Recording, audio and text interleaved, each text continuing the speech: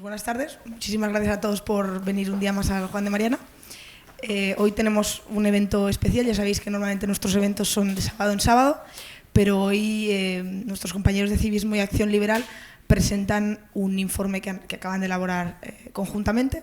Los autores principales del informe son Javier y Álvaro. Javier no ha podido ya estar aquí, pero Álvaro nos va a contar un poco de qué va el informe.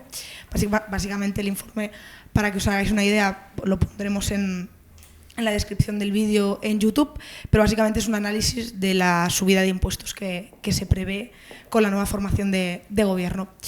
Y para presentar el informe, hoy, aparte de Álvaro, tenemos a Juan Ángel, que es el director del Think Tank Civismo, y a Daniel Rodríguez, que es el director del Think Tank Acción Liberal. Muchísimas gracias por estar aquí y os cedo la palabra. Os voy a dejar este micro para que os lo vayáis pasando y ya está. Empiezo yo entonces, ¿no? Bueno, muchas gracias al Juan de Mariana por la invitación, por hacer de anfitrión. Yo creo que es extensible por parte de Acción Liberal el agradecimiento. Yo vengo un poco, el grueso de la presentación la llevará Álvaro, que es, como ha dicho Irún, uno de los dos investigadores del informe, de los autores del informe. Y yo vengo un poco a hablar, brevísimamente, de la razón de ser de este informe, ¿no? El por qué hemos decidido, pues en este momento concreto, en esta situación de casi permanente inestabilidad política en nuestro país, pues acometer este informe sobre especialmente impuestos que buscan gravar transacciones financieras y servicios digitales. Son dos los motivos principales por los que hemos decidido hacer el informe. Uno es por lo que pone de manifiesto y otro es por el impacto económico que tiene. Lo que pone de manifiesto, rapidísimamente, es pues una mentalidad de izquierdas por parte del gobierno, en este caso en funciones, que es lo que verdaderamente esconde, ¿no? Lo que se esconde tras el velo de la socialdemocracia, y en una búsqueda continua, pues, de nuevos caladeros, en este caso, pues, mercados o sectores, mejor dicho, que gravar. Como he dicho antes, aunque el informe también trata la cuestión de del impuesto de sociedades, pues en este caso transacciones financieras y servicios digitales. Asimismo, el informe, su punto de partida también es poner de manifiesto la falta de visión estratégica, si se quiere, del gobierno de Sánchez en este caso, que es el que ha propuesto estas dos medidas fiscales, apostando por lo que, pues, Macron dijo hace ahora un año, ¿no? O denominó la tercera vía de la regulación. Especialmente me refiero ahora al ámbito del sector digital, que bajo una premisa incorrecta, que es que el tecnoanarquismo de Silicon Valley y el tecnoautoritarismo de China, pues, van a ir detrás de la Unión Europea en esta nueva vía regulatoria ante la ausencia de regulación en este mercado. No hay ninguna prueba de que ni Estados Unidos ni China vayan a ponerse detrás de la Unión Europea. Y lo que es peor, Sánchez ni tan siquiera esperó a que se produjese una respuesta a nivel europeo, sino que, a imitación un poco del modelo francés, pues optó por regular por su cuenta, que es una ironía que los que denuncian la competición fiscal a la baja pues apuesten por una competición fiscal a la alta por su cuenta y riesgo. En este caso, pues situando a España en una posición de debilidad con respecto al resto de socios europeos y del mercado internacional, especialmente a la vista de la envergadura de las grandes compañías tecnológicas. Una vez más, me refiero aquí sobre todo a la cuestión del impuesto sobre determinados servicios digitales, a la denominada tasa Google, que en definitiva, pues como decía antes, nos sitúa en una posición de desventaja. Y luego está la cuestión del impacto económico, que se deriva a su vez de la falta de visión estratégica, que es un poco un oxímoron, ¿no?, del socialismo, que no solo, pues, es miseria moral, sino que también crea miseria económica. En ese sentido, pues, siendo un desincentivo para la inversión, desincentivo en ese sentido para la creación posterior de empleo, y situándonos, como decía antes, en una situación, pues, menos competitiva a nivel internacional. Y poco más por mi parte.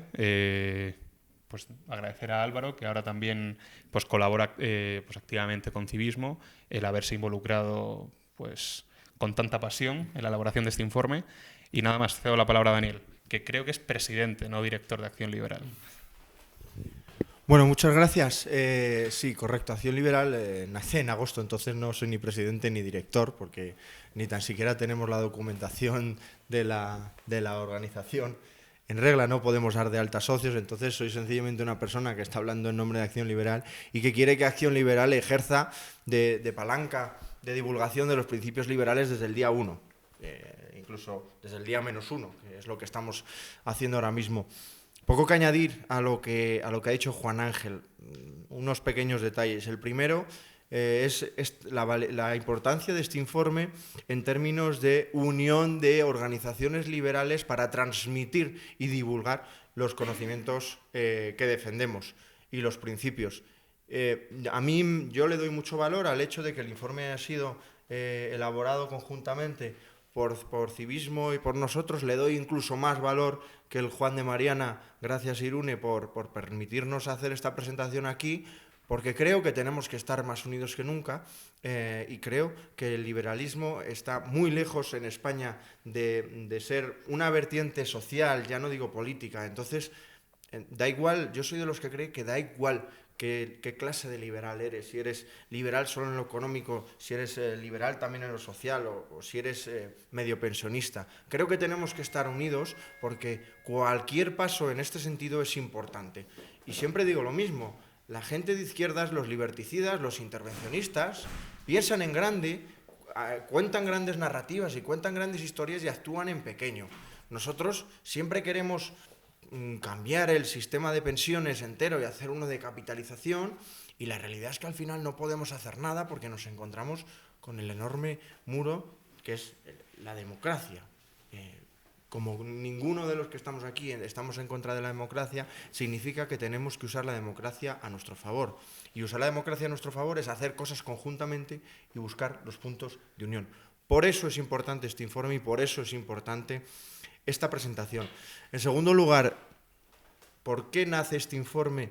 Pues mira, porque va a ser un caballo de batalla, ya lo ha sido durante la etapa electoral, va a ser lo mínimo durante el año 2020, y si no es durante el 2020 va a ser durante el 2021, en cuanto se abra un ejercicio de hacer los presupuestos generales del Estado. Este informe va a estar plena actualidad, no se va a pasar de moda.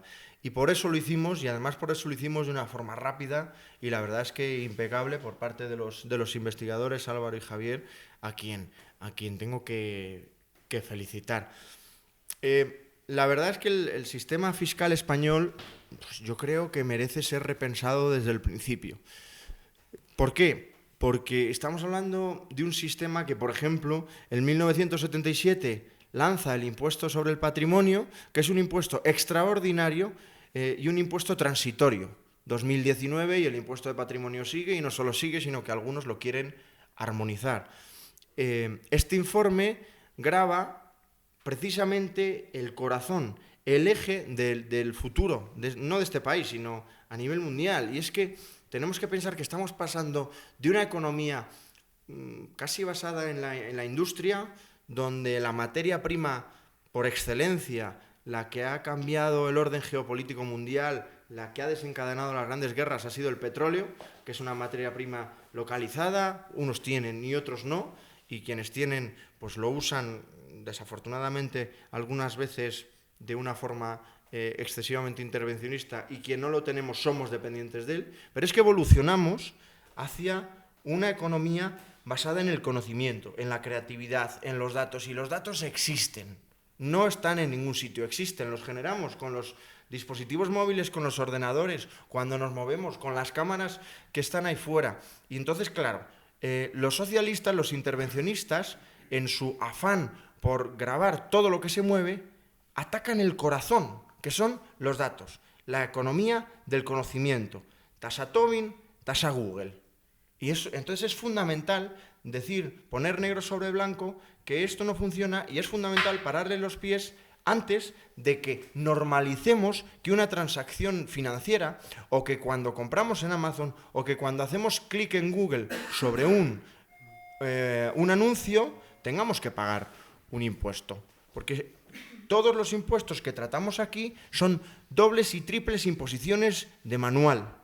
Por ejemplo, subir el tipo efectivo de sociedades del 15 al 18% y la banca ya no me acuerdo al cuánto. Oiga, es que si el tipo efectivo de la banca está en el 7%, creo que es ligeramente por debajo del 8%, significa que la banca ha hecho caso a lo que le hemos dicho durante la gran crisis, que es que se tiene que diversificar y por lo tanto ha salido fuera y está pagando impuestos fuera. Y tenemos un convenio de doble imposición que dice que esa base imponible que está tributando fuera, pues ya no tributa en España. Y es que subir el tipo efectivo y hacer una tributación específica para la banca, entre otras cosas, vulnera el derecho internacional. La tasa Google, ya lo ha explicado Juan Ángel muy bien, 3/4 de lo mismo. Pero es que no es solo eso. O sea, el afán recaudatorio es tal que, para que os hagáis una idea, los 1.200 millones que pretende recaudar nuestro actual gobierno con la tasa Google es el valor total del mercado de la publicidad en España. Y no lo digo yo, lo dice Infoadex. La publicidad digital, perdón, ¿eh? Es decir, lo que genera Google, Facebook, Amazon, todos los agentes de publicidad digital son 1.200 millones, que es lo que pretende recaudar este señor. ¿Qué va a ocurrir? El subterfugio de siempre. Vamos a recaudar 1.200 millones, entonces gastamos unos 2.000 porque como tenemos margen para el déficit y parece que el déficit se paga solo, pues gastamos 2.000. La realidad es que no recaudamos 1.200, sino que recaudamos, mis cálculos están en torno a 500, 550 y el déficit ya no son de 500, son de 1.000 y pico millones de euros. Entonces, repito, estos son los trucos que usa la izquierda para seguir aumentando el intervencionismo y por eso que dos organizaciones liberales saquen un informe como este, atemporal, de forma unida y sean capaces de presentarlos en otra organización, creo que tiene un valor diferencial increíble y que tenemos que poner todos en práctica y digámoslo así, ejecutarlo haciendo divulgación de este informe allá donde podamos.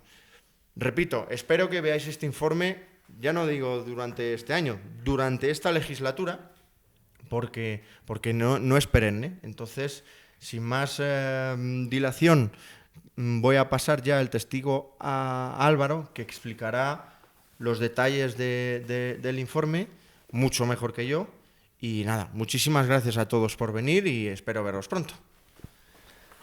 Creo que Nada, en primer lugar, como ha dicho Dani, muchísimas gracias a todos por estar aquí y también quiero dar las gracias especialmente a Dani por confiar en mí para participar por parte de Acción Liberal en este informe y a Juan Ángel no solo por también confiar en mí para este informe, sino por confiar en mí para dar lugar a que sea investigador de civismo de ahora en adelante. Entonces, a partir de ahí, he de decir que ha sido una gran oportunidad no solo para descubrir los errores del socialismo, no solo los errores en la práctica, sino los errores teóricos del socialismo, sino también para descubrir todo el proceso de análisis de los efectos que tendrían dichos impuestos sobre la economía. Pero antes de entrar a hablar sobre los 3 impuestos que analizamos en el informe, me gustaría hacer una breve introducción sobre los impuestos en España. Siempre se nos vende que España es un país que está en la media de Europa, que como somos los liberales que nos quejamos de que se pagan muchos impuestos en España y que no se crea valor añadido. Siempre salen con el dato de la presión fiscal y los 7 puntos por debajo de Europa, 8 puntos según algunos cálculos, pero nadie habla realmente de la factura fiscal total de las empresas en España. Porque hace poco estaba yo en un debate y dije, hay que bajar impuestos de sociedades en España, y me decían, pero si con el 25 estamos en la media de la Unión Europea y el tipo efectivo en algunos casos llega al 7 o incluso al 2 en el caso de la banca. Y yo decía, hombre, estás calculando, como bien decía Daniel, sobre una base de beneficio contable global, es decir, internacional, solo los impuestos que pagas en concepto de sociedades en España. Pero si hacemos el cálculo correctamente, es decir, tal y como se debería hacer y como lo hace PwC en su informe Paying Taxes, y calculamos la factura fiscal total de las empresas en base a impuestos de sociedades, cotizaciones a la seguridad social, impuestos locales y regionales, es decir, toda esa, digamos, ese lío de impuestos verdes, tasas energéticas, etcétera, etcétera, las empresas, solamente en lo que pagan impuestos sobre su beneficio contable en España, su beneficio bruto, las pequeñas pagan un 49,67%. Las medianas pagan un 51%. Pero es que las grandes empresas, que es que en España brillan por su ausencia, aquellas que tienen más de 250 trabajadores, pagan un 61% de su beneficio bruto en impuestos, solo en esos 3 impuestos. Pero claro, luego llegan y nos dicen, no, si estamos por debajo de la media. Pero no es verdad. España, en factura fiscal total de las empresas, somos el 5º país de la Unión Europea que más impuestos paga.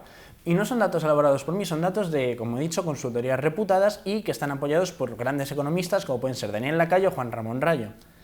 Pero entonces luego llega el señor Sánchez y, aliado con el señor Iglesias, en ese abrazo de la traición, nos dicen que van a subir el SMI a 1.200 euros, cuando ya lo habían subido un 22% en la anterior legislatura. Y entonces llega Adriana Lastra y dice, no ha destruido empleo, estamos generando empleo. Claro, señora Lastra, pero es que si usted mira el dato en el empleo global, lógicamente la gente que estaba ganando 1.500 al mes no le va a afectar la subida del salario mínimo. ¿Qué va a afectar? A aquellos que estaban ganando menos. Aquellos que están ganando menos, que es un 12% de la masa laboral española. A esos es a los que va a afectar y a los nuevos empleos que no se van a poder crear. Luego, tenemos que ser conscientes de que la mayor subida del gasto público en la última década en España la ha producido el señor Sánchez en su corto gobierno, tal y como publicó hace poco Libertad Digital.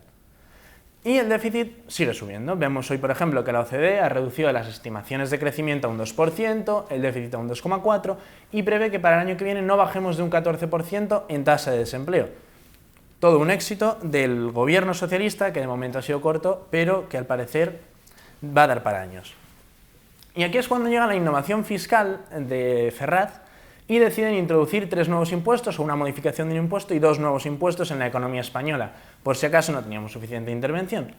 En primer lugar, tenemos el tipo mínimo efectivo del 15% sobre el impuesto de sociedades, es decir, que ahora explicaremos más en profundidad. Es decir, eliminar cualquier tipo de deducción que pudiera dar lugar a que las empresas se vieran un poco más liberadas fiscalmente y a la vez subir todas aquellas dificultades o todos aquellos, digamos, loopholes por donde las empresas se podían deducir dinero y pagar menos impuestos, eliminarlos. Pero no crean ustedes que es para las grandes empresas, no, incluido para las pequeñas empresas, como por ejemplo todas las deducciones que se podían efectuar por amortización.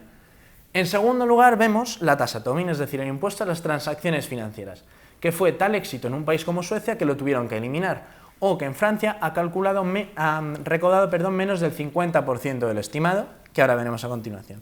Y en último lugar vemos la tasa Google. La tasa Google que los países con, digamos, estado de bienestar por excelencia en Europa, que los países más intervencionistas en tema de gasto público y de fiscalidad en Europa, como son los países nórdicos, rechazaron implantar, votaron en contra, que es la tasa Google, es decir, la tasa a los servicios digitales, que no solo perjudicaría a todos aquellos usuarios de servicios digitales que verían encarecidos esos servicios, sino a todas aquellas empresas que como insumo, es decir, como parte de sus costes de producción, tienen algún servicio de una empresa proveedora de servicios digitales. Entonces vayamos al primer lugar, al tipo mínimo efectivo del 15%. Como he dicho antes, el tipo mínimo efectivo lo quieren seguir calculando sobre una base de beneficio bruto global. En este caso, ¿cómo se lograría el 15% cuando según ellos ahora está en el 7% en el caso de las grandes empresas? Lo que harían sería seguir sin tener en cuenta los dividendos que se generen, es decir, seguir teniéndolos en cuenta como un beneficio, y tampoco, digamos, en un holding de empresas, no seguir sin tener en cuenta aquellos impuestos que se pagan fuera de España. Pero ahora, como bien decía Daniel, entraríamos en una ruptura del convenio de doble imposición, es decir, del convenio europeo que establece que no se puede cometer una doble imposición. ¿Por qué? Porque se podría estar pagando a la vez un impuesto sobre ganancias de capital fuera de España o incluso pagar un impuesto de sociedades fuera de España y a la vez estar teniéndolo que pagar de nuevo en España por la eliminación de esas deducciones. Básicamente perjudicaría a pequeñas empresas. ¿Por qué digo a pequeñas empresas? Las grandes empresas tienen un poder mucho mayor de diversificación, un poder muchísimo mayor de estructura, digamos, tienen un equipo legal mucho mejor y que podría lograr, no digo esquivar dicha propuesta, sino minimizar los efectos a largo plazo de dicha propuesta fiscal. ¿Qué pasa? Las pequeñas empresas, que muchas de ellas viven para poder mantener, digamos, todo ese poco beneficio que generan o los ingresos que logran generar para sobrevivir a lo largo de los años, lo basan en deducciones por las amortizaciones y de todo el equipo y de todo el inmovilizado. ¿Qué ocurre? Esa es una de las principales deducciones de las pequeñas empresas. Pues bien, con esta introducción del tipo mínimo efectivo del 15%, se quiere no permitir a las pequeñas empresas deducirse todas esas amortizaciones que previamente podían. Es decir, hundirlas aún más en ese infierno fiscal que para ellas supone tener que pagar no solo el impuesto de sociedades, sino también todas las cotizaciones a la seguridad social y los impuestos locales y regionales que los distintos gobiernos autonómicos, gracias a Dios en la Comunidad de Madrid no, pero en muchas otras comunidades autónomas, pretenden incluso aumentar y otras comunidades proponen incluso armonizar algunos tributos. Pero bueno, ¿esto qué haría? No solo generaría una reducción de la inversión en España, no solo haría que en España se crearan menos empresas. Tenemos que tener en cuenta que en España más de un 98,8% de las empresas son pequeñas empresas, es decir, son pymes y micropymes. En este sentido, ¿qué ocurriría? No se permitiría el crecimiento de esas empresas. A lo mejor esas empresas siguen siendo viables, sí, pero ¿qué ocurriría? Todo ese poder de reinversión en capital que dichas empresas tendrían, al tener que pagar no solo un tipo mucho más alto de impuestos de sociedades, sino al poder deducirse menos de ese impuesto de sociedades, no podrían acometer dichas reinversiones de capital que favorecerían el crecimiento de esas empresas. ¿Qué es lo que necesitamos en España? ¿Por qué? Porque una empresa pequeña tiene un poder muy limitado de generación de valor añadido y tiene un poder muy limitado de creación de empleo, porque pagar un salario más supone mucho más en proporción para ella que para una mediana empresa o para una gran empresa.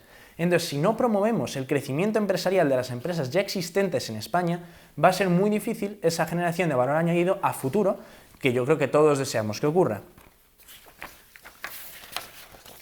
Pero bien, ahora pasamos al segundo de los impuestos, que es uno de los más llamativos, porque supone realmente una innovación fiscal, lógicamente negativa, que es la tasa Tobin, el impuesto a las transacciones financieras. Este impuesto tiene una historia curiosa porque ha sido malinterpretado muchas veces, y es que este impuesto surge originalmente en 1936 con la teoría general de John Maynard Keynes, que lo propone como un impuesto a las transacciones de divisas extranjeras, es decir, y simplemente además a la especulación, es decir, a lo que hoy sería Forex. Simplemente a las transacciones de Forex sería a lo que se aplicaría ese impuesto original a las transacciones financieras que diseñó Keynes. Pero en el año 72 este impuesto lo vuelve a sacar a la luz James Tobin, que es por el que recibe el nombre de tasa Tobin, en las Janeway Lectures en la Universidad de Princeton. ¿Pero qué propone? Que sea para todas las transacciones de divisa, sea especulación el motivo o sea simplemente un intercambio de divisa, que se aplique. En principio no establece, digamos, un tipo específico, sino que dice que dicho tipo debe aplicarse en cada país. Cuando este impuesto es analizado mucho más tarde por economistas de carácter intervencionista, marcadamente intervencionista, que todos conocemos, como puede ser Paul Krugman o Joseph Stiglitz, ¿qué dicen? La efectividad de dicho impuesto solo será real si este impuesto se aplica a nivel mundial, es decir, si se aplica de manera multilateral por parte de todos los diversos países y uniones. ¿Qué ocurre? Que muchos países no les interesa aplicar este impuesto, ¿por qué? Porque perderían una gran competitividad de sus mercados financieros y perderían una gran liquidez en sus mercados financieros.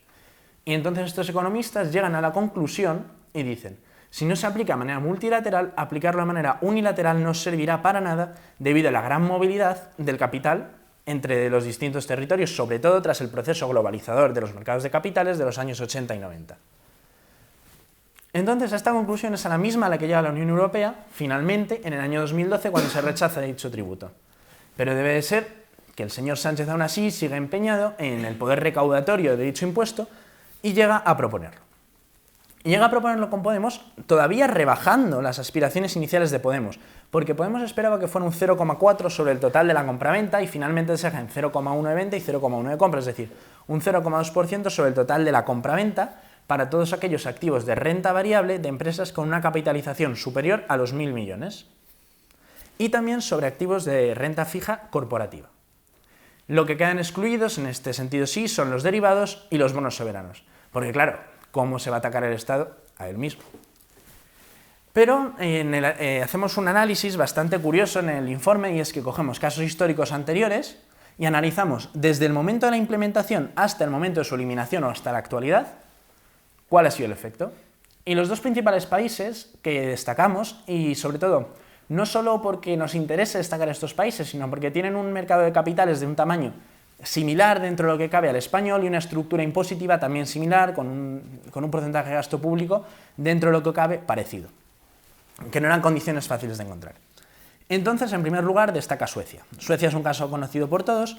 En el año 1984 se introduce un impuesto a las transacciones financieras del 0,5%, es decir, un 1% sobre el total de la compraventa. En el 86, dicho impuesto se sube al 2% para la compraventa de activos de renta variable. Y en el año 1989 finalmente se añade un 0,04% a los activos de renta variable, ese 2% anterior, y un 0,06% a los activos de renta fija con un vencimiento superior a los 5 años. ¿Qué ocurre? Se estimaba, o el gobierno sueco estimaba, que se iban a recaudar 1.500 millones de coronas suecas con este impuesto. ¿Qué se recauda? 50 millones de coronas suecas. 50 de 1.500. ¿Qué ocurre?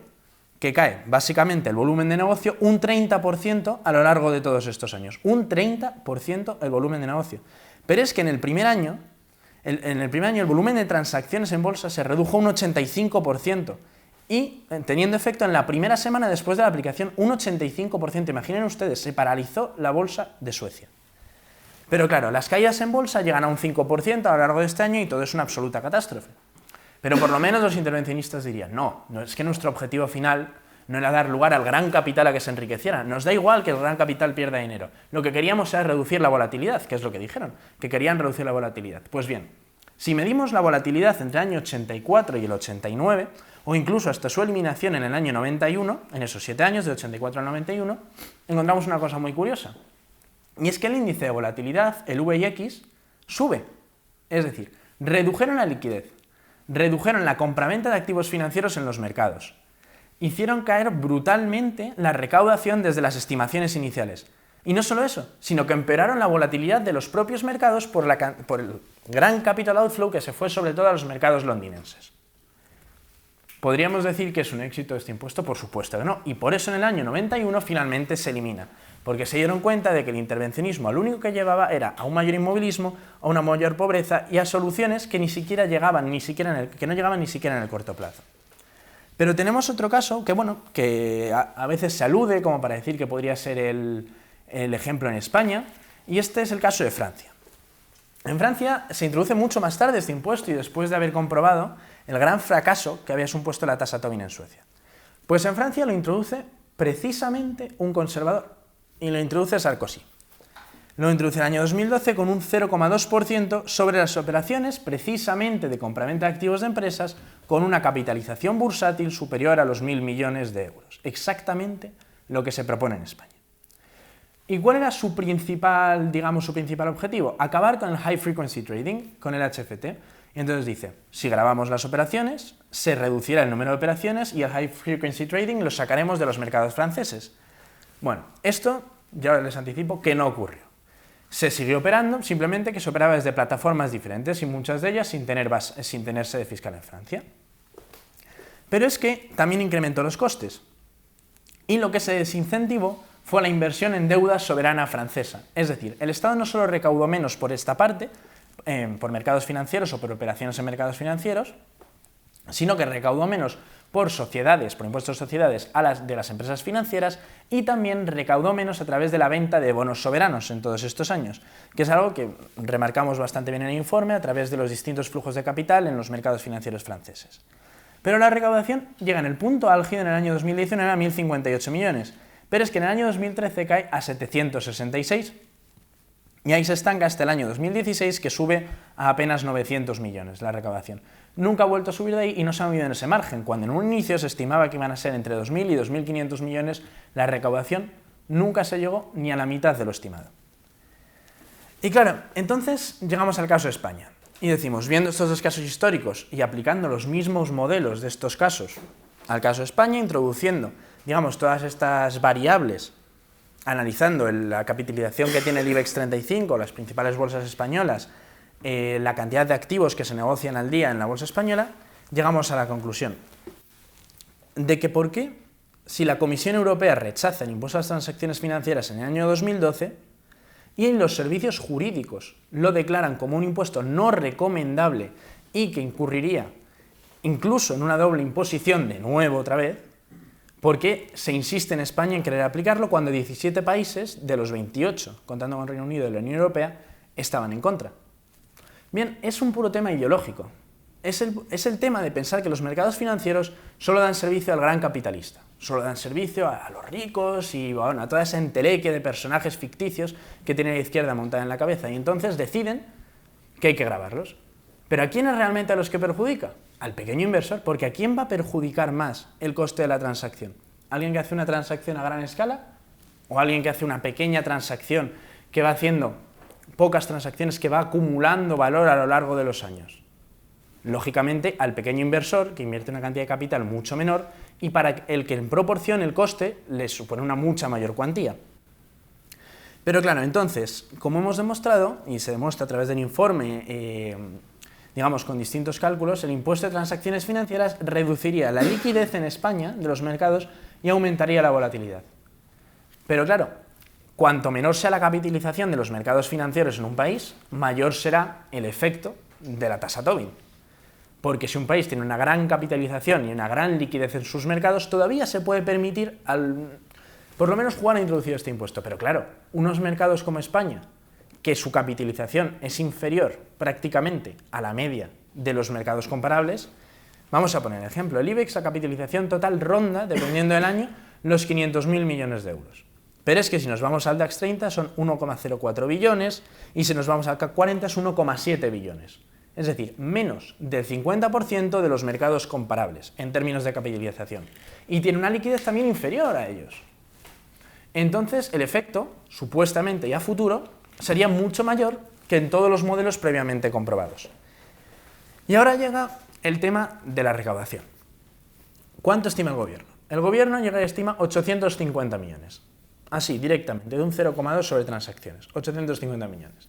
Y entonces se le pregunta a distintos expertos, digamos analistas exteriores, y le preguntan a distintos expertos, entre ellos al Sindicato de Técnicos de Hacienda, a Gesta, y le preguntan, ¿a cuánto creen que puede llegar la recaudación con crecimiento económico, con una capitalización creciente, la capitalización que lleva disminuyéndose prácticamente desde el año 2003, pero con una capitalización creciente, no se ha visto en los últimos 15 años, pero creciente, y con crecimiento económico, una situación de creación de empleo, que crezca, digamos, el volumen de los fondos de inversión, con todas las condiciones en positivo, ¿cuánto creen que puede llegar la recaudación? Como máximo 650 millones, estima Gesta, que ya se sitúa 200 millones por debajo de la estimación del gobierno. Ahora ustedes imaginen una capitalización bursátil decreciente, como es el caso en los últimos 15 años, un crecimiento económico, no digo negativo, pero una ralentización económica, una creación de empleo mucho más lenta y una pérdida de volumen de los fondos de inversión españoles hacia otros mercados, que es lo que está ocurriendo en la actualidad. ¿Qué ocurriría? Que la recaudación sería aún menor, pero es que el daño sería mucho mayor, porque cuando se va reduciendo esa capitalización, la caída, el efecto de la contracción de la liquidez sería incluso peor para el futuro y peor para los pocos fondos españoles, para los pocos fondos de inversión españoles que realmente están generando un valor comparable a los europeos en la actualidad por ese incremento de costes. Entonces, lógicamente, sería uno de los impuestos más dañinos de los tres y ha sido particularmente el que yo me he dedicado a estudiar en este informe. Ahora, finalmente, pasamos al impuesto sobre determinados servicios digitales. El impuesto sobre determinados servicios digitales es conocido como tasa Google y está a punto de crear, entre comillas, una guerra comercial con Estados Unidos, precisamente por el efecto que tendría sobre empresas americanas relacionadas a servicios digitales, como puede ser Google, Facebook, Amazon, que se verían afectadas por dicho impuesto y que el presidente Trump ya pidió a Sánchez que no se aplicara. Sánchez, de nuevo, quiere aplicarlo de manera unilateral, tras haberlo rechazado, como hemos comentado anteriormente, incluso a los países nórdicos en las instituciones europeas. Entonces, ¿a quién grabaría la tasa Google? La tasa Google se destinaría a aquellas empresas cuya cifra de negocios sea a nivel global mayor a 750 millones y que los ingresos en España por servicios digitales sean iguales o mayores a 3 millones. Solo hay un caso, hay varios casos de un impuesto similar que se plantea en distintos países a nivel europeo y hay un caso muy llamativo, el de Hungría, en el que se aplica para empresas que dentro de Hungría tienen unos ingresos a partir de 300.000 euros de servicios digitales. Es el único, y es lógicamente el caso más dañino, y por eso lo hemos visto que básicamente el sector de servicios digitales en Hungría es inexistente y ha ido cayendo desde la aplicación de este impuesto. No existe realmente todavía este impuesto de manera fija y de manera fuerte en ningún país comparable a España, y por lo tanto no se ha podido hacer la comparación de modelos. Y era muy precipitado hacerlo con Hungría por el tamaño que tiene, por el tamaño del mercado y sobre todo porque no es comparable a España ni en estructura económica, ni en sector productivo, ni en modelo productivo, ni en nada. Entonces todas las estimaciones que se han hecho han tenido que ser a futuro. Pero ahora ustedes imaginen este gravamen del 3% sobre las empresas con beneficio, con cifra de negocio global de 750 millones y con ingresos en España de 3 millones por servicios digitales. ¿Qué haría? En primer lugar, restaría la competitividad frente a la atracción de capital de otros países. Muy fácil, estas empresas tienen una grandísima movilidad de capital, una movilidad de capital enorme incluso dentro de sus propios países. ¿Qué ocurrió? Por ejemplo, vamos a poner un ejemplo. Amazon quería establecer una gran planta en la ciudad de Nueva York. que iba a dar empleo a miles de personas. El alcalde de Nueva York decide negarse a ello y pide que paguen mayores tributos locales. No tiene nada que ver con la tasa de Google, pero es un buen ejemplo. Y pide que paguen mayores tributos locales. Alguien dirá, una empresa como Amazon de ese tamaño y con esos beneficios globales, le dará igual, con tal de estar en el centro de Nueva York, pagar esos tributos locales. Pues no. ¿Qué hicieron? Se llevaron la planta a otro estado. Y todavía no han decidido dónde llevarla, pero se llevaron la planta a otro estado. Y esos más de 5.000 empleos que iba a generar, no se han generado. Claro, el alcalde no ha dado todavía explicaciones de por qué se produce esto. Pero bueno, es un muy buen ejemplo de la movilidad del capital de dichas empresas, sobre todo entre países. Cuando vemos por qué en España la logística de Amazon, con la cifra de negocio que tiene Amazon en España, su logística es menor en comparación a otros países europeos, se debe principalmente a la regulación que ponemos a este tipo de empresas, a la regulación que las empresas extranjeras tienen en España. Pues imaginen añadiendo mayor regulación. Frenaría totalmente la atracción de capital, sobre todo en un entorno muy inestable, a la hora de esta guerra tecnológica también entre Estados Unidos y China, en las que no digo que Europa tenga que decantarse hacia un lado o hacia otro, pero en las que Europa debe mostrarse flexible para que todo ese capital que salga rebotado de esa guerra tecnológica pueda llegar a Europa. ¿Por qué Europa no tiene ningún gigante digital hoy en día en comparación a China o a Estados Unidos? En el caso de China, es por un capitalismo de Estado, no me gusta el capitalismo de Estado, pero es por un capitalismo manejado por el Estado y por esos conglomerados corporativistas, que todavía se puede explicar por el gran tamaño del propio mercado y de la demanda local. ¿Pero qué ocurre con Estados Unidos? Es por la gran facilidad que le dan a esas empresas tecnológicas, por la gran facilidad que se le da en innovación, por la gran flexibilidad de mercado. Es algo que en España no vemos. En España ese, no digo odio, pero ese ataque, esa regulación, esas barreras a la innovación y al emprendimiento siguen existiendo y siguen en la mentalidad de nuestros políticos. Y la tasa Google, aplicada de manera unilateral, como quiere hacer el señor Sánchez, es la más clara representación de ello. Pero claro, entonces llegamos al punto de las estimaciones. Y decimos... ¿Me permites hacer un apunte? Sí, por supuesto. Sobre la tasa Google, que yo creo que es importante, o sea, el análisis que ha hecho Álvaro geopolítico es impecable, pero creo que es importante que sepamos tres cosas sobre la tasa Google. La primera es que es una triple, una cuádruple, una quíntuple imposición de manual, al igual que el resto. Me explico. Los operadores que colocan advertising, publicidad en Internet, operan a través de brokers, ¿no? O sea, Google, por ejemplo, tiene un catálogo de lugares donde donde le otorga a los anunciantes la posibilidad de colocar sus anuncios, ¿vale? Entonces, cuando la carnicería Pepe va a la agencia de publicidad para que ésta a su vez vaya al broker de Google, le diga, oiga, mi anuncio quiero que vaya aquí, y Google te lo ponga en la web en la que esté, eso significa que estás pagando el 3% 4 veces. Uno, cuando la agencia de publicidad habla con el broker de Google. Dos, cuando el broker cuando la agencia de publicidad habla con el distribuidor mayorista de publicidad. Dos, cuando el distribuidor mayorista de publicidad habla con el broker de Google y le dice, quiero este de aquí. Tres, todo esto es un 3% cada vez que lo estamos pagando. Tres, cuando el broker de Google le dice a Google. Y cuatro, cuando el usuario clica y entonces genera la transacción financiera. Ojo a lo que estamos diciendo. Ojo, es que es muy grave. Segundo, en relación a lo que ha comentado Álvaro ahora mismo, en España ya tenemos una experiencia de cómo Google, la capacidad confiscatoria de nuestro gobierno ahuyenta a Google. Google en 2018 ha sacado un centro de investigación de España y se lo ha llevado a Portugal, que nos olvidamos, con 1.200 empleos. Y ha rechazado a España. Entonces, yo creo que aparte del análisis geopolítico, que es impecable, tenemos que saber cuáles son las repercusiones del día a día de lo que estamos diciendo, porque es importante. Y nada, perdona que te haya interrumpido, pero si no lo hacía, explotaba. Puestos a interrumpir. Perdona, Álvaro. Otro apunte también es que, además del despropósito del impuesto por su carácter extremadamente confiscatorio, porque recordemos que todos los impuestos son confiscatorios, nadie los paga voluntariamente, hay quien los paga alegremente, pero no voluntariamente,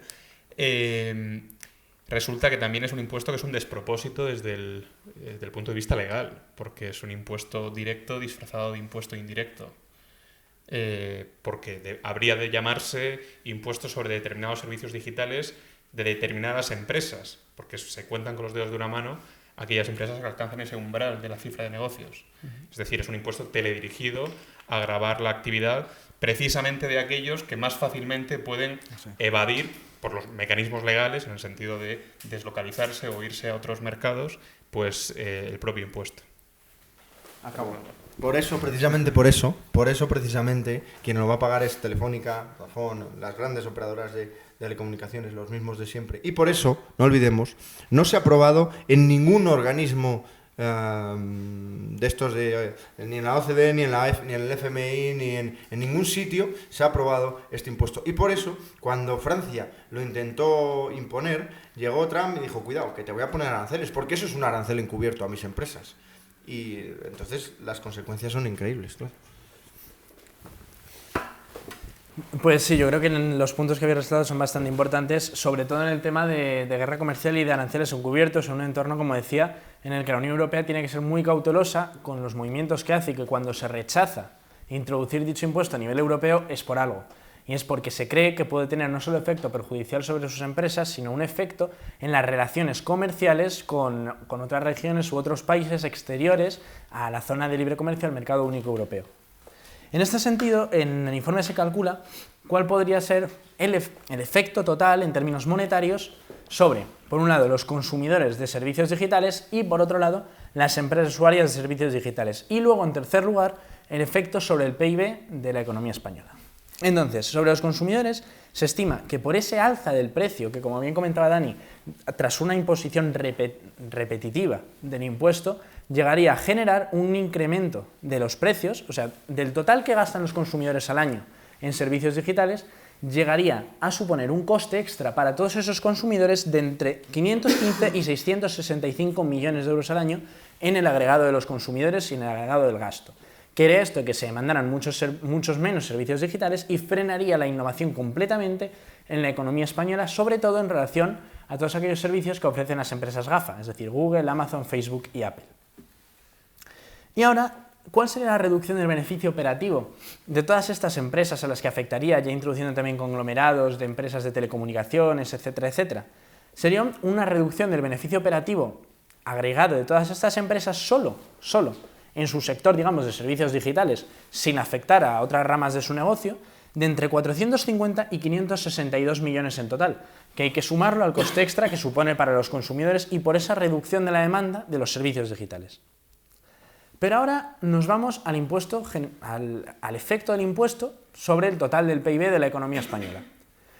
E introduciendo este cálculo en el modelo, nos sale que el coste podría ser de entre 586 y 662 millones de euros sobre el PIB de la economía española, cuando, como bien dice Dani, en las mayores estimaciones del gobierno se plantea una recaudación de 2.200 millones. Y ya estamos hablando de un coste sobre el PIB de 660 millones.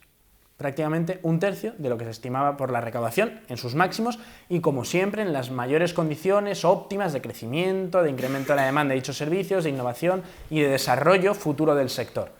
Porque las estimaciones que hace el gobierno, sobre todo de recaudación y de gasto, nunca se hacen a la baja, sino que se hacen al alza. Entonces, estimando sobre lo que podría ser en una caída, sería mayor prácticamente el efecto de destrucción del Producto Interior Bruto de la economía española que el efecto recaudatorio que tuviese sobre las arcas públicas del Estado. Entonces sería un impuesto no solo destructivo, sino regresivo sobre los propios consumidores y sobre los propios usuarios de servicios digitales. Entonces, para concluir, debemos tener muy claro que ese abrazo de la traición, como hablaba al principio, lo único que va a llevar va a ser a mayor intervencionismo de un PSOE que ya viene radicalizado. Es decir, de un PSOE que ya perdió todo ese lado, digamos, del socialismo moderado, ya se perdió. Es decir, todo ese lado de Alfonso Guerra, de Felipe González, ya han dejado de apoyar el PSOE de Pedro Sánchez. Hoy en día tenemos el PSOE de Pedro Sánchez, de Carmen Calvo, de Montero. A Nadia Calviño cada vez la marginan más. Es decir, tenemos un PSOE radicalizado en economía. Y ya veíamos a Irene Montero en los debates diciéndole al Partido Socialista: ojalá logren ustedes apartar a Calviño y nos dejen hacer lo que ellos llaman las políticas sociales que quiere Unidas Podemos, porque sé que su sector del Partido Socialista, remarcando que hay dos partidos socialistas, quiere hacerlas. ¿Y quién está hoy en día mandando? Cuando salió este pacto, ¿quién eran los ministrables? todo ese sector radicalizado del Partido Socialista y el sector más puramente podemizado e intervencionista. Pero a la vez, los ministrables de Podemos, ¿quiénes eran? Pablo Echenique, Alberto Garzón, el propio Pablo Iglesias de vicepresidente, Irene Montero de ministra de Sanidad. Es decir, tenemos al sector más radical de Podemos, si es que hay alguno moderado, y al sector más radical del Partido Socialista, mientras se aparta ese Partido Socialista más responsable y más constitucionalista. Entonces, ¿quién nos iba a decir a nosotros que echaríamos de menos a Cristóbal Montoro? Muchas gracias.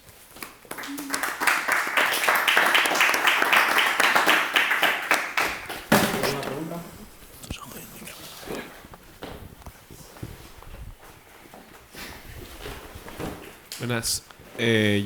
Respecto a lo que decíais de las famosas tasas Google y todas estas, no hemos tenido en cuenta que en muchos casos se está poniendo también un arancel precisamente por no hacer estos famosos tratados de doble imposición. Porque por decirlo de alguna forma, eso también evita un mayor gravamen en las ventas al extranjero por las exportaciones. Y España cada vez se ha convertido en un país más importante en tema de exportación, que tradicionalmente siempre lo ha sido sobre el aceite y el vino, pero sobre todo en Estados Unidos, que se ha impulsado mucho y no se ha llegado a hacer ese nuevos tratados de tributarios. Eso por una parte, y luego por el otro, sí que es cierto que con las nuevas tecnologías se ha impulsado una nueva realidad, que es esta realidad tecnológica, que hay muchos impuestos que en mi opinión son anticuados, que sí que deberían suprimirse, otros existentes se deberían reducir, en mi opinión, bastante, por no mencionar luego cotizaciones a la seguridad social y demás historias. Y luego, para evitar que el sistema público decaiga en su sistema de financiación y siga garantizando los servicios básicos como son seguridad y justicia, sí que es necesario crear estos impuestos, ¿no? O sea, eso es lo que quería decir. ¿Alguno particular?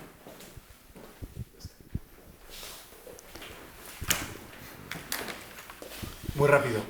Primero, para garantizar los servicios básicos, servicios de seguridad, justicia, si quieres, sanidad y educación, no hace falta crear ningún nuevo impuesto. Hace falta dejar de pagar muchas cosas. Segundo, sobre la tributación de los datos, repito, ahí está la madre de todas las batallas del siglo XXI. Y es verdad, pero antes de construir la tributación de los datos hay que incluir una lógica o racionalizar el resto de la tributación por completo. Por eso yo he iniciado mi intervención diciendo que tenemos un régimen fiscal de los finales de los años 70 con, por ejemplo, figuras como el impuesto de patrimonio. Me da igual, patrimonio, sucesiones de naciones, entonces, ya lo ha dicho muy bien Álvaro, en este país el gravamen es muy elevado para empresas y para particulares. Si permitimos que el mantra de que los datos tienen que tributar alegremente, va a ser una capa más sobre las enormes capas que ya tenemos. Recuerda que tenemos la capa estatal, la autonómica, la local y la de las ranas haciendo el pino también, ¿vale? Entonces, claro, ese es el peligro y por eso hay que, repito, los liberales, seas más conservador o seas más libertario, tenemos que enfrentarnos a determinadas cosas, porque estamos en común. Y a la tasa Google y a la tasa Tobin hay que enfrentarse con todas las de la ley. Y hay que decirle a quien hace la ley que antes de hacer la tasa Google hay que echar abajo y reordenar por completo el sistema fiscal español y europeo y el sistema de incentivos. Y después hablamos de si la tasa Google, que repito, tal y como está construida y tal y como está propuesta, no grava los datos, grava a la Telefónica y grava a las grandes empresas de telecomunicaciones, ¿vale? Entonces no graban los datos, tiene sentido, ¿vale? Entonces no sé si queréis añadir algo más. Yo quería... Sí, no, simplemente cuando hablábamos, por ejemplo, comentabas el tema de los aranceles de Estados Unidos a España y en particular, sobre todo, las amenazas a la Unión Europea. En la Unión Europea ocurre una cosa, y es que la transición, o el intento de transición hacia este nuevo modelo económico con introducción de la tecnología se está haciendo al revés. ¿Qué ocurre? Hay monopolios naturales como el que puede tener Google o como el que puede tener Amazon que no se los han impuesto a nadie, principalmente porque el uso de esos servicios, de lo que es la logística, no tiene ningún coste para el consumidor. Entonces es un monopolio natural que lo ha ido escogiendo el consumidor y que se ha hecho multar millonariamente a dichas empresas. Ahora, ¿qué se propone? Introducir una tasa a Google. Si somos tan europeístas, yo en mi caso soy muy europeísta, y creemos que debe haber una armonización de una política económica muy liberal en la Unión Europea, que de momento no se está consiguiendo, entonces vayamos con la Unión Europea. Pero si la Unión Europea dice que ese impuesto no se puede aplicar de manera unilateral por las grandes disrupciones comerciales que podría generar, que un país como España, con el peso medianamente pequeño que tiene entre Europa y muy pequeño que tiene a nivel global, lo impone, el efecto destructivo sobre la economía global seguramente sea nulo, pero el efecto destructivo sobre nuestra economía por ese impuesto y por los efectos retaliatorios que puede tener a la larga sería muchísimo mayor. Como hemos visto, no solo es el caso de la tasa Google, también ha sido la fuga de Hugo Carvajal, etcétera, o sea, distintas disputas que hemos tenido con Estados Unidos, todas por nuestra culpa, en mi opinión, en los últimos meses, los que han causado esta ofensiva hacia una industria, en este caso la industria agroalimentaria española, en materia comercial y en materia arancelaria. O sea, yo creo que el liberalismo, bueno, cualquier otro ideario en ese sentido, pues ha de barajar dos tipos de argumentos, ¿no? El argumento normativo, moral y el instrumental, ¿no? En este caso, centrándonos solo en, o sea, obviando toda la cuestión confiscatoria y demás, ¿no? Solamente en el plano estratégico, hablamos de impacto económico, o sea, lo que parece un poco, bueno, lo que es un verdadero despropósito, es que el plan estratégico de la Unión Europea sea la diferenciación, ¿no? O ese posicionamiento en esta cuarta revolución industrial por la vía de la regulación. Lo mencionaba al principio, ¿no? Ante ese capitalismo teledirigido, ¿no? Por el Estado que mencionaba Álvaro de China y luego el salvaje oeste, que no es tan salvaje, pero bueno, es más libertario en ese sentido, de Estados Unidos, de Silicon Valley, pues como mencionaba al principio de mi intervención, resulta que Macron, hace ahora un año, en noviembre del 18, dice, pues la Unión Europea se va a diferenciar por una tercera vía que en ese sentido se va a caracterizar por la regulación. Es decir, el plan estratégico de la Unión Europea en esta cuarta revolución industrial es regular. Y regular primero bajo la creencia, a mi juicio falsa, de que siendo los primeros en regular, cualquiera que quiera dotarse de una regulación, en este caso para el sector digital, pues se va a poner en la fila. Esto es un error gravísimo. Error gravísimo que además resulta curioso porque, aunque son las instituciones europeas las que, repito, hace ahora un año enarbolan la bandera de la regulación, resulta que es nuestro presidente el que decide unilateralmente pues competir, como decía antes, fiscalmente, que eso sí les gusta a los socialistas, por arriba, ¿no? Al alza. Entonces esto solamente en el plano estratégico es terrible.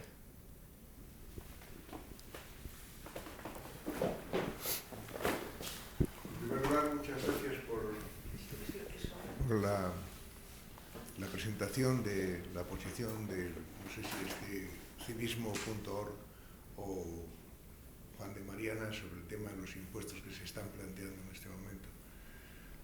En la situación actual, probablemente Pedro Sánchez hará lo que pueda en su momento. Lo mismo se despierta un día y le dice al embajador de Serrano que no puede y se acabó. De hecho, ya han colocado los aranceles en el vino y en el aceite para avisarnos anticipadamente.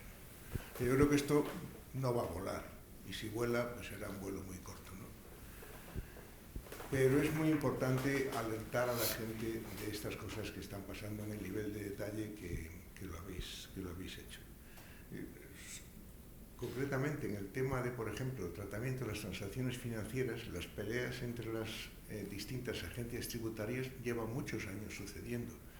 Y a mí me ha tocado tener acciones de Enel, primero en España, cuando era Endesa, y ahora en Italia, cuando es Enel, y hay que ver lo que cuesta cobrar un dividendo. Es más, pagas la retención en Italia y pagas la retención sobre el neto en España, y no hay manera de que te lo devuelvan, salvo que te dediques full time a intentar recuperarlo. O sea, ese problema ya es un problema que existe en Europa. No existe, por ejemplo, con el Reino Unido, pero el Reino Unido se va. Pero lo que quería comentar es un tema más que tiene más que ver con el posicionamiento liberal en este momento y en el contexto en el cual el mundo liberal, del cual yo de alguna forma también formo parte, plantea estos debates. A mí me parece, por ejemplo, interesantísimo lo que ha hecho la organización de Julio Gómez con el tema de ese metro fiscal que existe, ¿no? Que ayuda a visualizar la fiscalidad real en cualquier cosa. Yo no sé si nos damos cuenta de que cualquier producto o servicio que se produce hoy en España tiene un contenido fiscal superior al 55%. Esto es un dato que pasamos por encima de él, pero que en el fondo lo que está diciendo es que el Estado es nuestro principal coste y el único que nunca se ve afectado por los esfuerzos de reducción de productividad.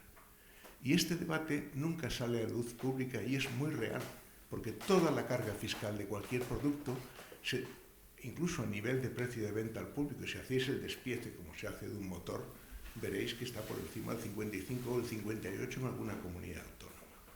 Entonces, estos temas yo creo que hay que sacarlos, pero en el contexto de lo que es Europa, yo creo que conviene recordar que Europa nace con constituciones que obligatoriamente son socialdemócratas. Es decir, no hay alternativa liberal constitucional. Nos estamos engañando a nosotros mismos. O sea, si pensamos que estamos jugando en un campo neutro, no es verdad. Todas las constituciones europeas de la posguerra, incluso el golpe de Estado de Francia del año 56, son socialdemócratas constitucionalmente. Entonces, eso el mundo liberal debe de tenerlo en cuenta, con todos los problemas y todas las dificultades que hemos incurrido en ellos a lo largo de los años. No quería más que comentar esas dos cosas, pero la perspectiva de dónde estamos donde estamos, y los que se están dando cuenta son los países de Visegrado, los que vienen de Rusia y ya lo han vivido allí, y dicen, oye, estamos en lo mismo, pero con guante blanco.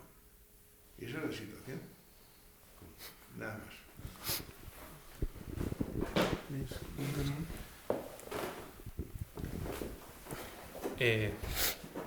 No puedo más que estar de acuerdo con usted. O sea, hay un consenso socialdemócrata, ¿no? No, consenso no. Una legislación socialdemócrata que arranca con sí, John Rawls en Harvard. Sí, desgraciadamente muchas de las respuestas de ese grupo de Visegrado que dice usted al final son el retraimiento y un mayor proteccionismo, ¿no? Es difícil encontrar una respuesta liberal. O sea que al final la solución, ¿no?, a la socialdemocracia resulta que tampoco es el liberalismo por parte de estos países, como decía. También estoy de acuerdo en que la nuestra es una lucha cuesta arriba, ¿no? En la que quizá no hay victoria, pero bueno, pues al final la razón de ser de estas organizaciones es dar la batalla, ¿no?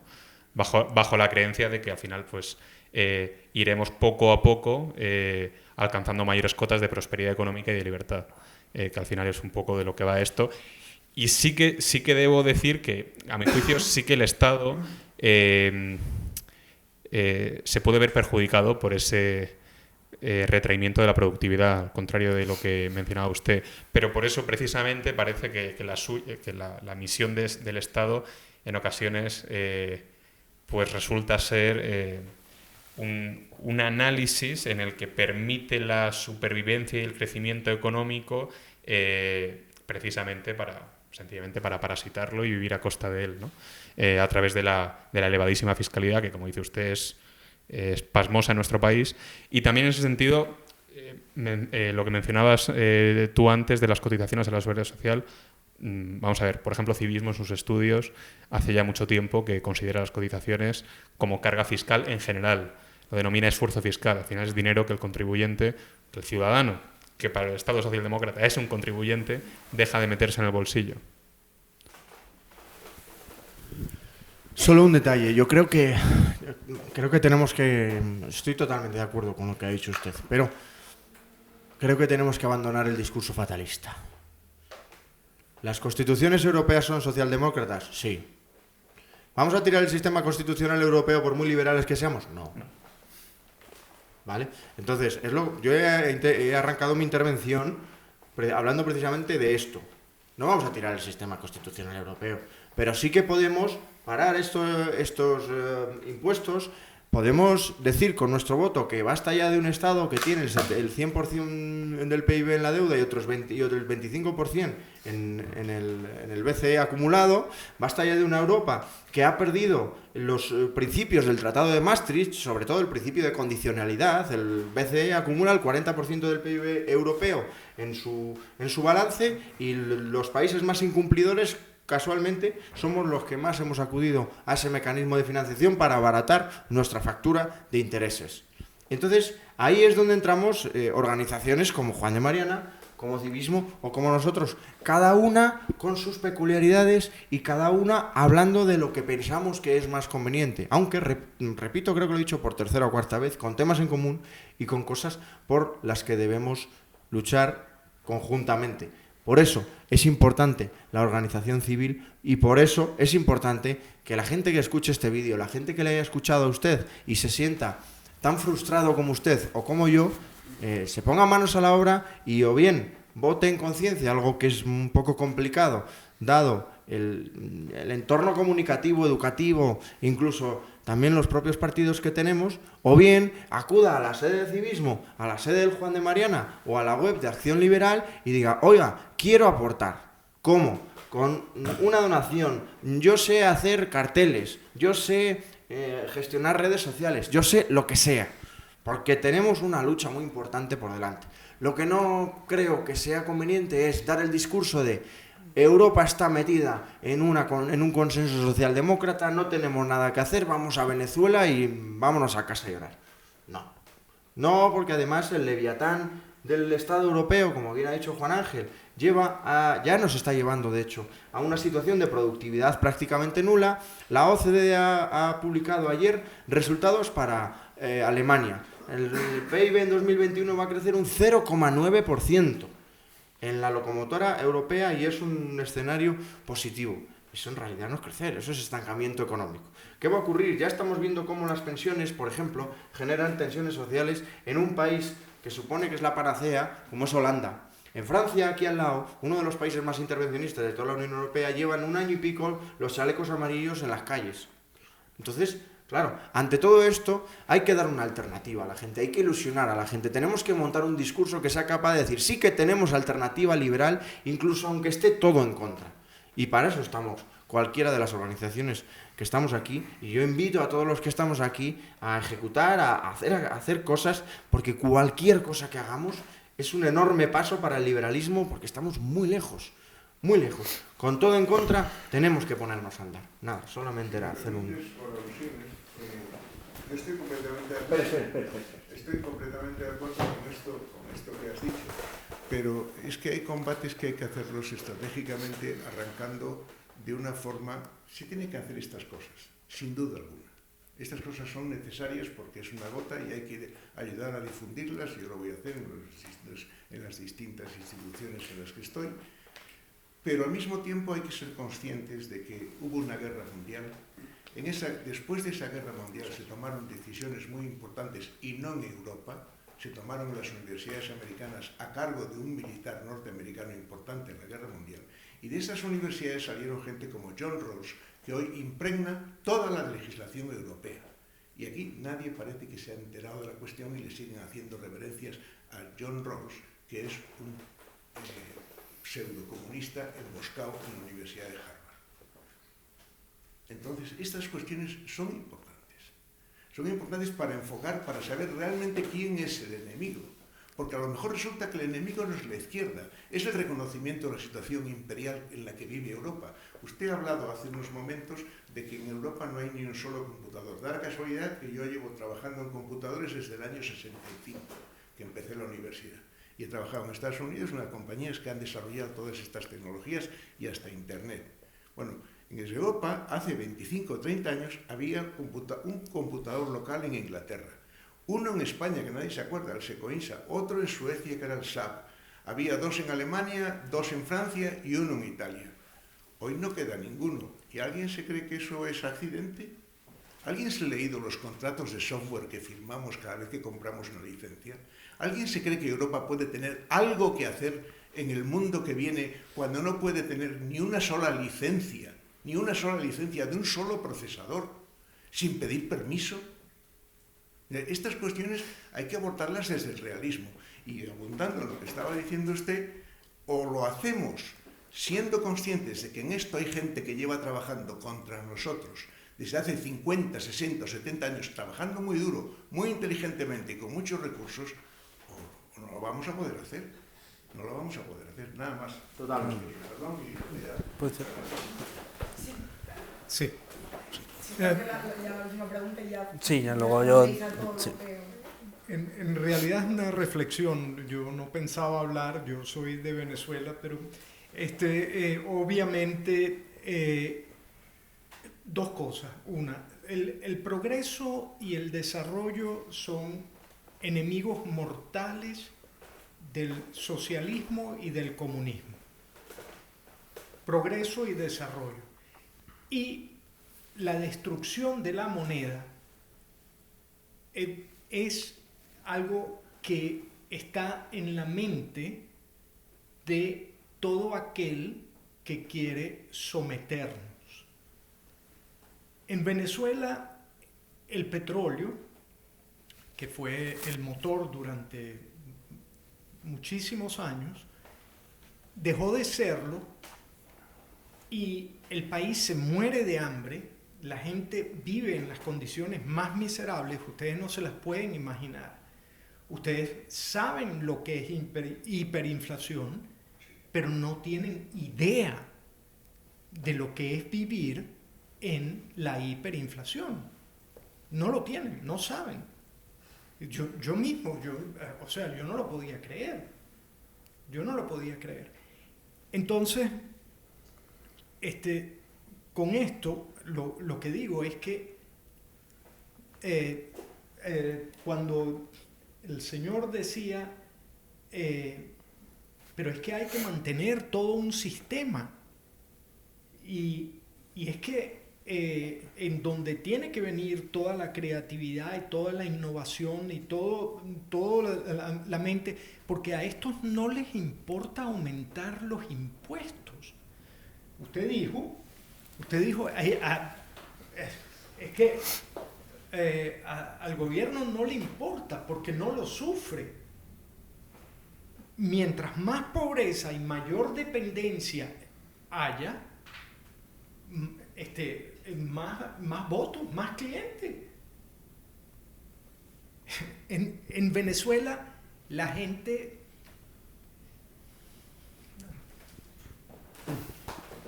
Es así. Completamente de acuerdo. Venezuela, pues quizá el mejor ejemplo en la actualidad de todo lo que no se debe hacer, ¿no? Y de todas las miserias que trae consigo el socialismo. En cuanto al mantenimiento de ciertos sistemas, ¿no?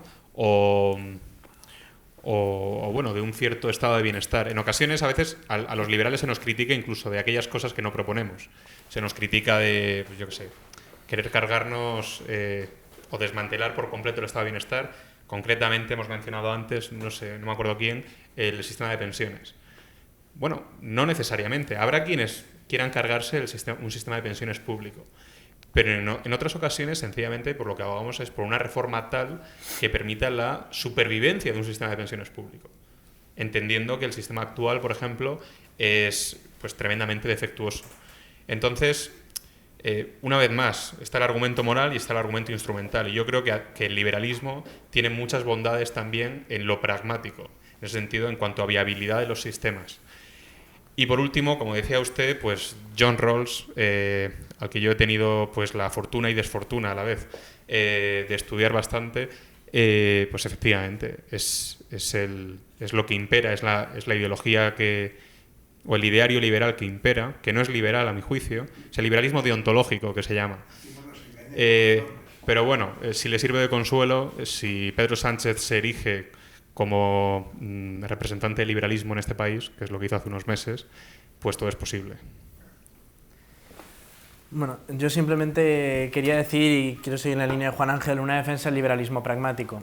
En este sentido, yo creo que todo tiene un punto de partida, sobre todo este estado del bienestar moderno en los años 40. En los años 40 hay dos textos muy relevantes. En el 42, el informe Beveridge en Inglaterra, y en el 44, Camino de servidumbre. Tristemente, la gente leyó más el informe Beveridge y lo apoyó mucho más que Camino de servidumbre. ¿Qué ocurre? El informe Beveridge es, digamos, el punto de partida de ese estado del bienestar sobredimensionado, no del estado del bienestar sobredimensionado.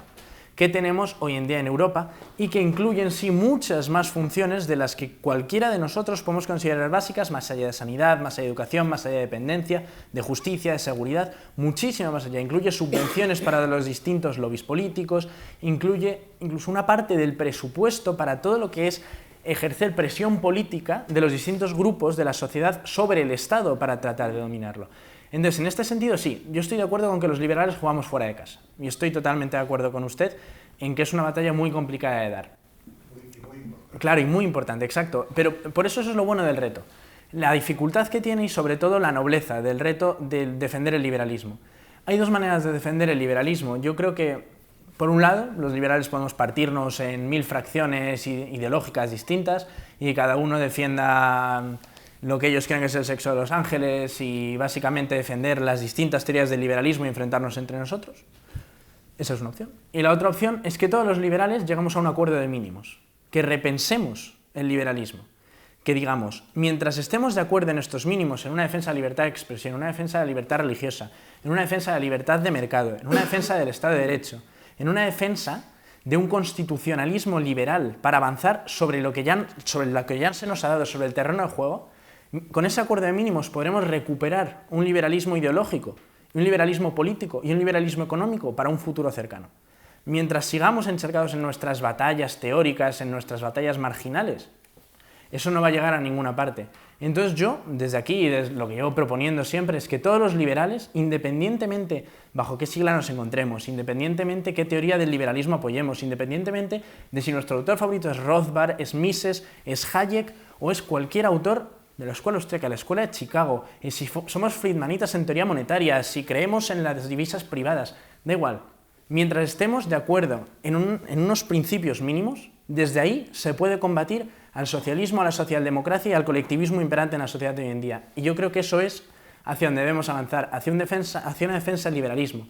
Porque lo que hoy urge no es defender el liberalismo, sino primero recuperarlo. Has mencionado el libro de Hayek, el de Camino de Servidumbre, sí. Pero yo os recomendaría que enfatizaseis más el capítulo 2 de los fundamentos de la Constitución de la Libertad. Sí, ese capítulo es importantísimo, porque explica muy bien que millones de cabezas nunca pueden ser inferiores a un grupito decidiendo por los millones de cabezas. Y solamente con esa imagen, y solamente la he encontrado ahí, en el capítulo 2 de la Constitución de la Libertad. Pero no quiero monopolizar más, tengo que irme, pero mañana os pediré vuestro correo, porque yo estoy en el Club Liberal con Carlos y con otros que me gustaría seguir en contacto con vosotros. Y me disculpo porque estoy llegando tarde. Muchas gracias. Bueno, pues muchísimas gracias a todas las personas que han preguntado y sobre todo a vosotros. Y nada, yo solo recordaros que este sábado nos vemos de nuevo aquí en el Juan de Mariana, una charla de William Hong-Song Wang sobre el pensamiento de Hayek y de Lao Tse, una comparación entre esos dos pensadores. Muchísimas gracias.